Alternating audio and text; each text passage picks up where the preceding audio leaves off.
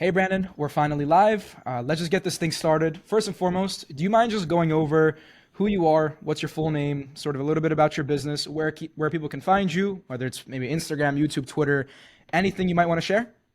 Yeah, absolutely. Thanks for having me. Excited to have this conversation. So my name's Brandon. We run a Amazon marketing agency, and we focus on helping brands launch and scale on Amazon. To find me, you can go just submit a contact at rnbmerchandise.com. Okay. So obviously, you gave a brief introduction. You help e-commerce brands that are currently selling just on Shopify or, any one of those mainstream e-commerce platforms get on Amazon. Now, you guys are actually the first ones I've ever seen run that offer. So could you just give like a little bit of information? Like how did you get into helping Shopify brands get on Amazon? Like what does that even entail? Like what does getting on Amazon even entail as a service? Yeah, so I can give you a little bit of background on how I got into it. So I initially Mhm. was a seller and am a seller. So I initially was in private label and got in back in 2016 when I was working my first job and I was traveling around a lot. So it was a perfect way for me to work on something on the side. And that slowly but surely built and became a full-time thing. And I learned little by little that people didn't understand how to get on there and be successful, and also some brands didn't want to put the resources because when they're in a certain size team, they don't have the capacity to hire someone, and it just made sense to have an agency. So that's what spun up to what we do now, which is having a warehouse and having this agency side, so we're able to handle pretty much everything that they need as a service. So handle fulfillment end and handle some of the marketing end. But what it looks Mhm. like typically when we're helping brands is most people struggle when it comes to understanding how to create a really great story, and they usually have it. It's just about pulling it out of them and being able to craft it in a really unique way. And then also making sure that their listing is optimized. They just don't understand the little things that make you successful on Amazon, and then advertising. There's a lot more under that, but typically those are the main things that I see as roadblocks that stop people from getting started, and those are things that we tackle in the beginning to offload, as well as like fulfillment. Because a lot of people don't understand the logistics of actually getting things into a fulfillment center or to Amazon, where they can handle Shopify orders. It's just a completely different game when you're dealing with Amazon, Walmart, all those big players. Yeah. Okay. Yeah, that's actually a very good response. A lot of the time, people just give like a very brief response, but that's Yeah. glad to hear. You used to be an Amazon seller yourself. Now you're providing it as a service, right? Sort of, helping people navigate the problems that you had. So that's great. That's great.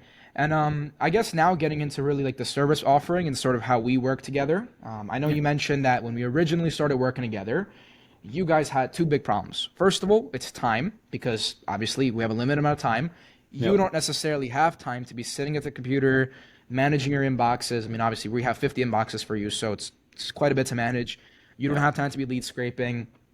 And then on the other side of things, right, it's about, having sustainability, right? Having a steady amount of leads that you know are going to be coming next week. And just by basic math, basic arithmetic, you know that if your closing rate is this, and you have this many leads, you can make this amount of money. And it's predictive growth, right? So that alone I understand, right? But obviously you went from having inconsistent sales calls to now I think we've been running your outreach for 10, 11 days, and we have like 7 calls booked in and so Yeah. many other people that are, in the midst of booking. So kind of like what was the main thing that wanted you or made you want to kind of work with an agency? Like what really made you like pull the trigger?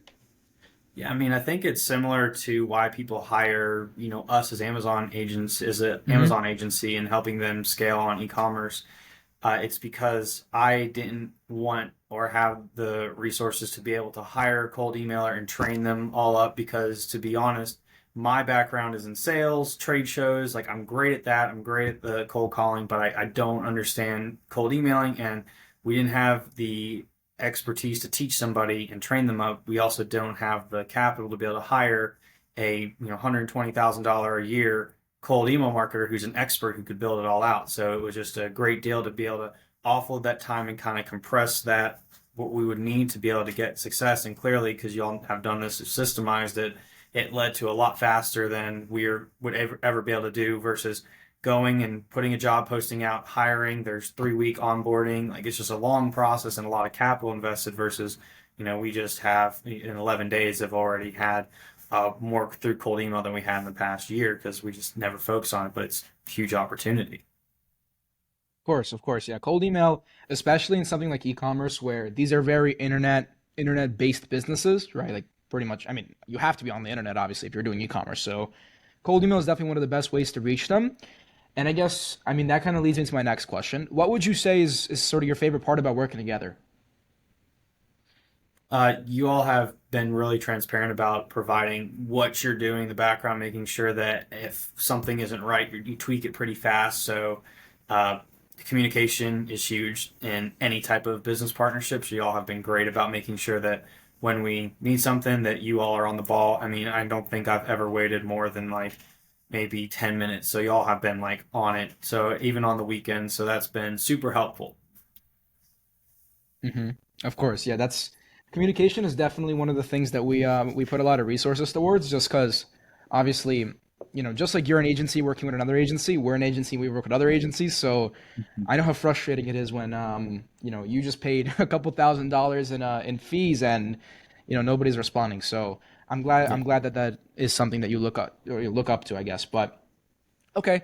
Well, I mean, obviously, I mentioned that we booked in, I believe it was seven sales calls in 10 or 11 days. The reason why, this is possible, and I guess I kind of want to just see your opinion on what you thought about it originally, is because we don't lead with the can you book a sales call, right? E-commerce is one of probably the most saturated industries in the world when it comes to cold email. And a lot of people think that cold email and e-commerce doesn't work anymore, right? Now here we are, right? And you are in the blood and flesh proving that that's not true. You're booking meetings for something that a lot of people might think is you can't book meetings with it. And I think that the main reason why that is because we take this whole commitment aware outreach strategy where we only send out information and we only give value to somebody before we start asking for something in return, right? Now obviously you made that video where you went over your entire process and you showed exactly how your business runs. Did you ever consider doing that on your own? Like, do you kind of understand why that could be very effective for leads saying yes, and it's kind of like the first step in?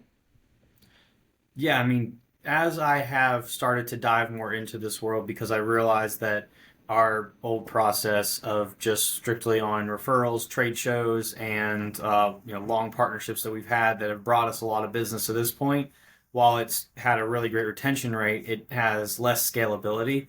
And part of hmm it is I've only been introduced to people who have a warm connection. So it's a way different talk conversation when somebody knows you and already has someone who's basically vying for us and saying this is a trustworthy person, they do great, versus someone who doesn't know, like, or trust you necessarily. So it's Yeah. building out those opportunities to have those touch points and let them know that first we know what we're doing, second that they can trust us and show them that it's not just like this like curtain with magic happening behind it, that they can see this is how we go through, we've done it before. And I do see that as I've dove into it, there's a lot of benefit with that in outreach, and even when we're going through with the referrals, that it benefits, because anything you do when you're doing cold outreach and cold emailing, it benefits that much more if you're doing it through or sending it out to like a referral, because it builds that much more credibility on top of what you already had. Yeah, yeah, and I don't remember, or I don't know if you remember, but when we had our original outbound audit, and I asked you where do you get your current clients, you told me from referrals from inbound, and immediately I told you that's like the best thing that I can ever hear, Yeah. because when it comes to cold email, we're not like it's not sorcery. Like if your service is just not good, we're just not gonna get you clients. It's that simple. So when Mm-hmm. someone tells me that all their clients are from referrals, that tells me their service is good because otherwise they want to get referrals. And if their service is good, we can get them clients because all that, cold email does is it just takes what you basically portray to your current clients and just spreads it out. But if your service is from the start not good, cold email is just not going to work for you, right? For you guys, obviously, that's not the case. A bunch of good case studies. You guys know what you're doing. Everything's coming from referrals. So right away, I knew that that was going to be something that was of use to you. So it's kind of funny how that plays out. Now, this leads me to my next question, and I know it probably varies a lot, but can you sort of touch on what exactly is a client for you? Like, how much are you charging a client per month? What does your average LTV look like? Right? What exactly is a client to you?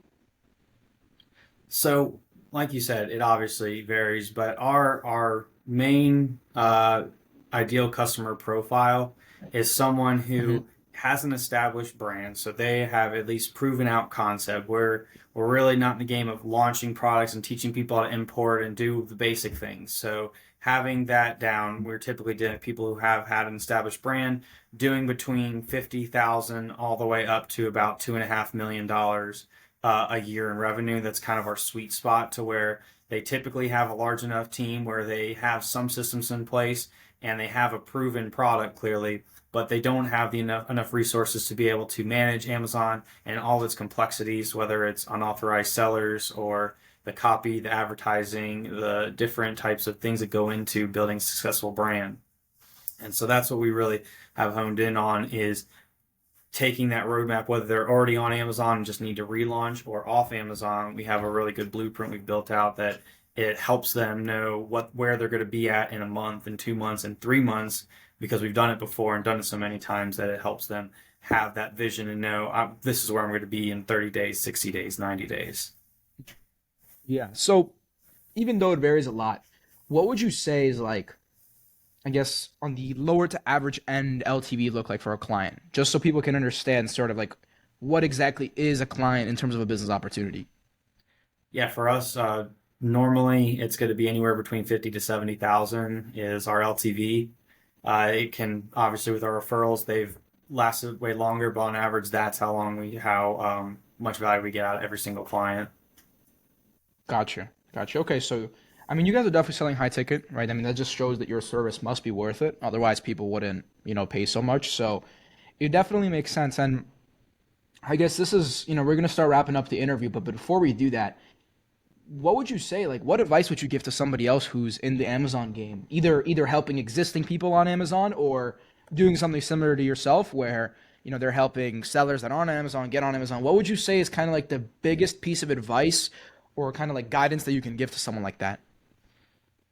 I would say that especially right now with the how logistics is shaky and everyone there's so many changes going on in that landscape is staying on top of your logistics cost and making sure that you are not bleeding out of any one of those key areas because especially right now with Amazon introducing new fees every year, you have to become smarter and know about programs in Amazon to help you cut back on what you're losing inbound logistics. And so making sure that you're always on top of that and making sure you're finding the right partners to be able to help you take advantage of those programs.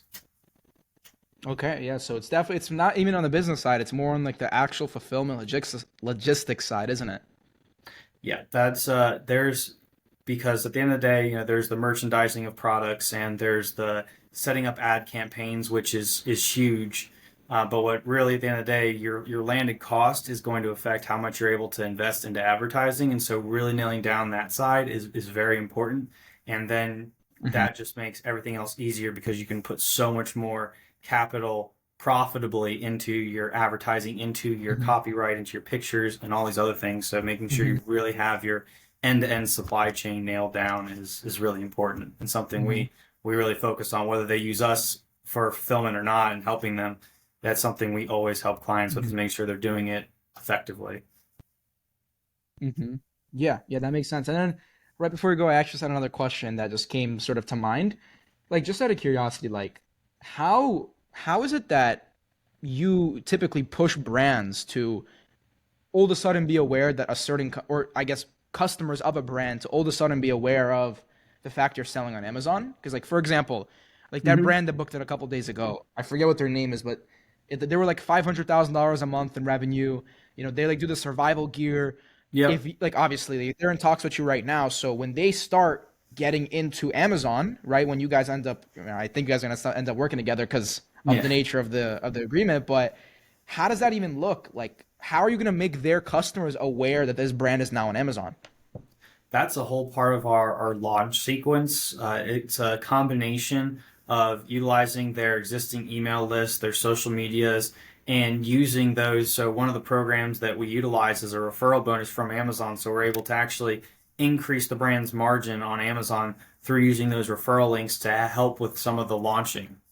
And that's how we Oh typically, wow. when someone has a presence already online, it makes it that much easier because you have Hmm. control over that faucet and you can turn it from going from maybe your website to going to Amazon, and we can run special promotions for that customer base to be able to help really incentivize them to go purchase. And that's a great strategy if clients have that already proven social media and a Hmm. large following.